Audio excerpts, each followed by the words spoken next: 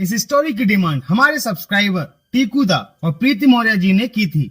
मैं किसी भी प्रकार से इस स्टोरी की सत्यता को प्रमाणित नहीं करता, तो कृपया अपने विवेक से काम लें।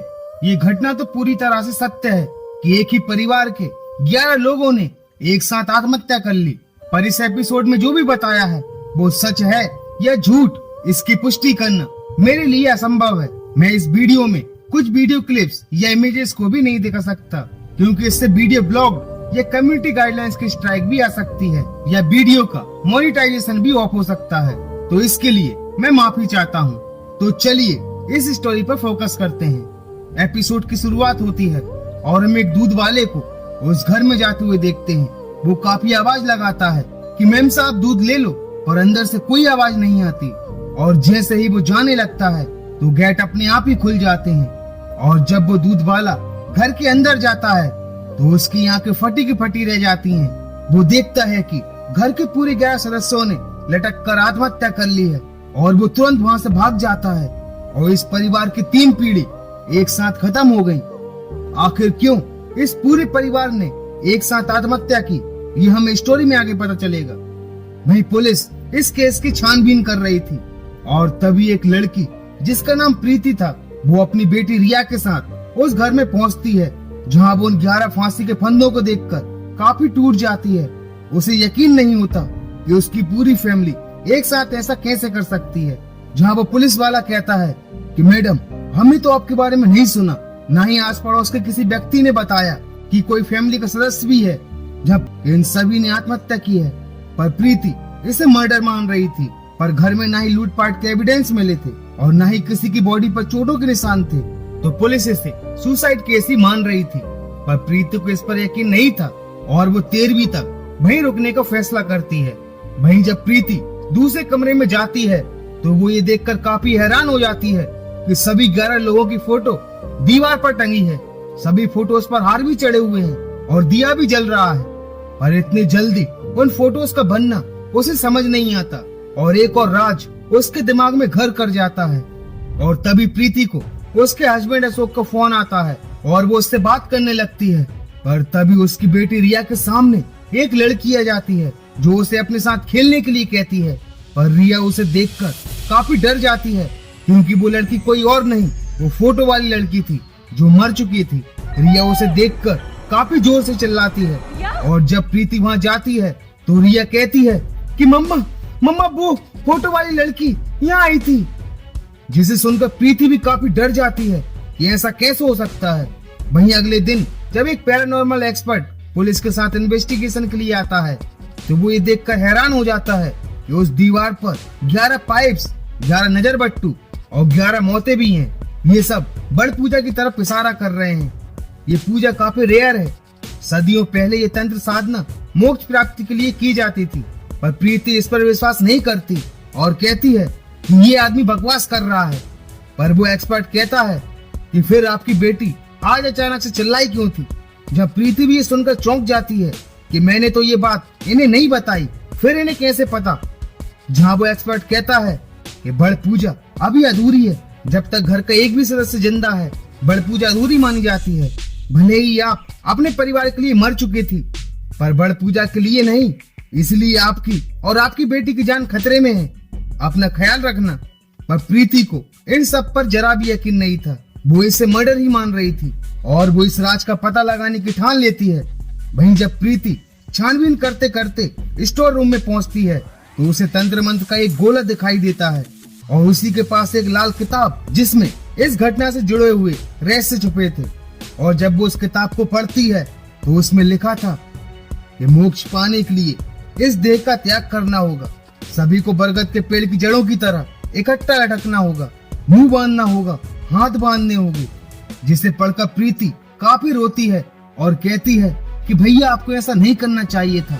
और जब वो थोड़ा और पढ़ती है तो उसमें लिखा था कि दुकान में हुई एक घटना की वजह से मेरी आवाज चली गई थी, काफी इलाज करवाया पर मेरी आवाज वापस नहीं आई और माँ के कहने पर हमने पिताजी को दिया हुआ वादा तोड़ा और घर में एक बाबा जी को बुलाया और उन्होंने अपनी साधना करके पिताजी की आत्मा को मेरे शरीर में प्रवेश करवाया।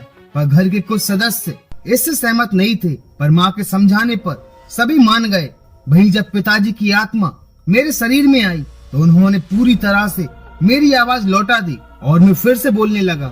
वहीं जब प्रीति और आगे पढ़ने के लिए उस किताब को अपने कमरे में ले जाने वाली थी कि तू इस किताब को आगे नहीं पढ़ सकती और ना ही इसे ले जा सकती है, जिसे देखकर प्रीति काफी डर जाती है और बड़ी मुश्किल से उस रूम से भागकर अपने कमरे में जाती है। पर आगे का रहस्य जानने के लिए उसे वो किताब पढ़नी ही होगी और वो दोबारा उस रूम में जाकर उस किताब को लेकर वापस अपने रूम में आ जाती है और फिर से उस किताब को पढ़ने लगती है, जिसमें लिखा था कि मेरी आवाज का वापस आना किसी चमत्कार से कम नहीं था।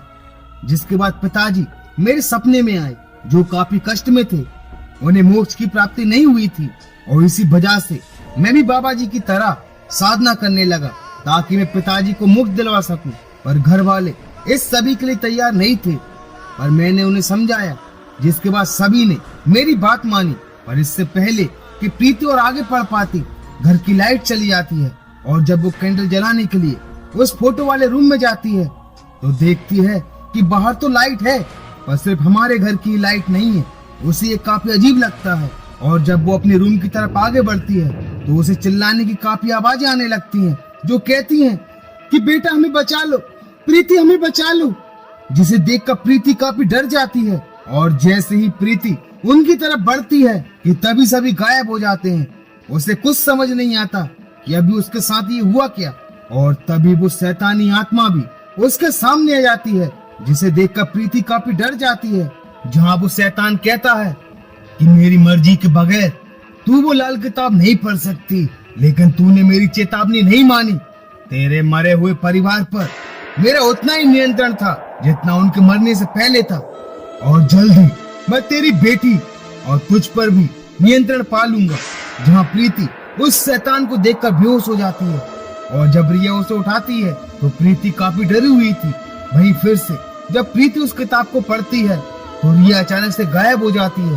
प्रीति उसे काफी ढूंढती है पर वो उसे कहीं नहीं मिलती और तभी उसे रिया की आवाज आती है जो उसे स्टोर रूम से आ रही थी, जहाँ रिया उससे मिल जाती है और ये सब वो शैतान ही कर रहा था।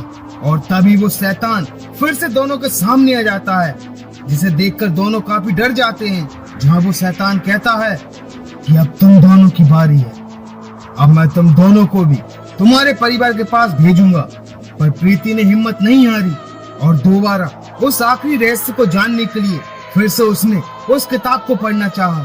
और तभी रिया को एक खतरनाक सपना आया जिसमें कोई रस्सियों से उसका गला दबा रहा था और उसकी चीख सुनकर प्रीति भी काफी डर जाती है। और जब दोनों उस रूम में जाते हैं जहाँ सभी ने आत्महत्या की थी तो वहाँ दो नए फंदे लटके हुए थे जो शायद इन दोनों के लिए ही थे। और तभी वो शैतान कहता है कि ये दोनों फंदे तुम दोनों के लिए ही है। और वो शैतान रिया के शरीर पर कब्जा कर लेता है, जहाँ रिया प्रीति को मारने की कोशिश करने लगती है।